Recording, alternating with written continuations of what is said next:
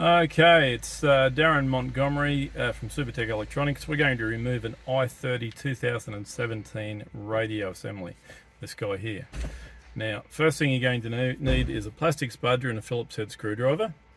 We're going to come all the way over the top. Ours is loose for video purposes, but you'll need to fold this guy here and then move it slightly to the left.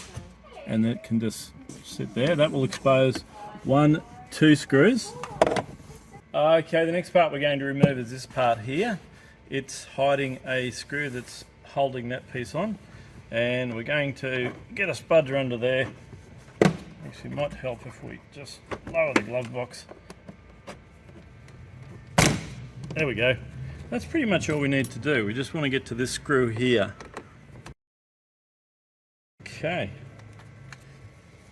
Now we're going to start peeling this section back. Actually use a spudger. Oh, there we go. Alright, we're going to start peeling this off. It is loose for video purposes. Once you get to this point, it's going to feel kind of snagged there. You'll need to pull this part down here. Okay, so we're just going to pop that little bit out there, and this will allow us to get to this guy. And now that we've done that, I think we can just leave that sit there actually. We don't need to unplug that, and that's going to expose 2 screws. The air vent will come out now.